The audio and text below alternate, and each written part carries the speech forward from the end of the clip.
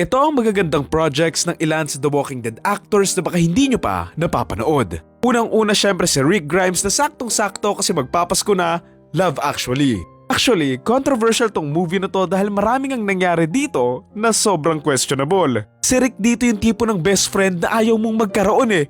Binidyohan ba naman yung asawa lang ng best friend niya? Okay, next si Glenn. Gusto ko sanang sabihing Minari pero hindi ko pa nga ito napapanood, so The Invincible na lang and Beef. Kung mahilig kayo sa mga superhero animated series and gusto nyo rin yung The Boys, then paniguradong magugustuhan nyo rin to. Dito lang naman galing yung meme na, "Think, Mark!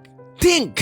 Sa Beef naman, sobrang na-stress akong panoorin to and inis na inis ako kay Glenn dito kasi napaka-toxic ng character niya here eh.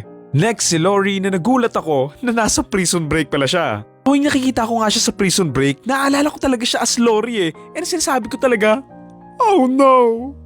Oh no!" Kasalanan niya talaga bakit nag-away sina Rick and Shane eh.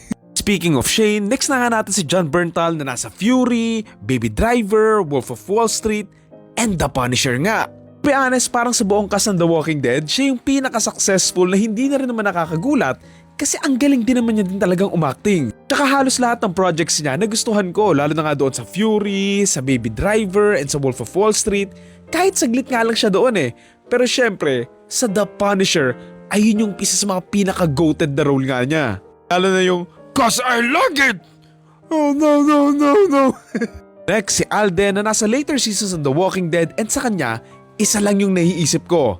Flipped. Sobrang cute kaya ng story nila Brace and Julie na cute representation siya ng mga love stories nung kabataan natin. Tsaka alam nyo ba dati, maraming nagsasabing, hawig ko daw yung bida dito. Lalo nung payat ako sabi lang naman yon. By the way, nasa IM number 4 din pala siya na isa rin sa mga underrated superhero movies dati. Next si Carl pero wala siyang masyadong projects pero napanood ko yung short horror film niya na The Spider. Kung gusto niyo makakita ng Spider-Man pero horror version, ito yung panoorin nyo. Next si Daryl sa Blade 2 and Ballerina. To be honest, na-realize ko lang na nasa Blade 2 siya nung nirewatch ko kasi nga kung ano yung itsura nga niya doon sa Blade 2, ganun din yung itsura niya sa The Walking Dead eh. Sa Ballerina naman, okay naman sana yung role niya eh, kaso ayun nga, cameo lang siya. Ang sabi ko pa nga talaga, hala, ayun na yun, wala na siya.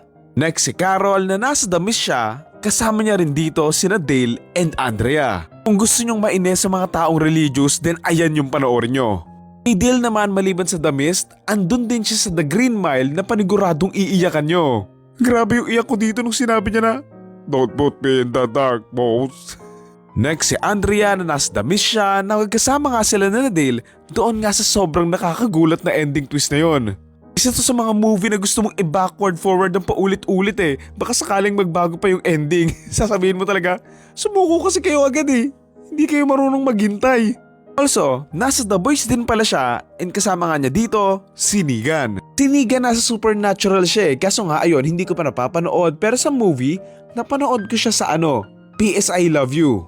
Sa The Boys naman, okay naman din yung role niya although predictable naman na yung twist nga. Pero if fan nga kayo ng Supernatural then panagrado, matutuwa kayong magkitang magkasama ulit sina Dean and John Winchester. Next si Maggie, isang movie pa lang niya ata yung napapanood ko, yung Van Wilder, The Rise of Taj. Pero alam ko, nasa Vampire Diaries din siya eh. Okay, ito, last 3 and puro Marvel na to so baka may idea na kayo kung sino yung tatlong to. Unahin na natin si Michonne na nasa Black Panther na for sure, kaya lang naman siya nawala sa The Walking Dead kasi nag-focus din siya sa role niya sa Marvel eh. Hinahanap daw si Rick, maniwala, nagwa-Wakanda forever ka lang eh. Pinakala si Merle na nasa Guardians of the Galaxy. Mas marami pa siyang magagandang roles pero sadly, hindi ko pa nga napapanood. Ay sorry, hindi pa pala si Merle yung pinakalas. Ang pinakalas ay si Aaron na sinapak nga ni Rick. Na kung hindi nyo alam, siya yung gumanap na Red Skull sa Infinity War and Endgame. So yun, I know na marami pang cast ng The Walking Dead yung hindi ko pa nga naisama pero kung may alam pa kayong iba pa nilang projects na magaganda rin, comment nyo na lang. Yun lang. Thank you.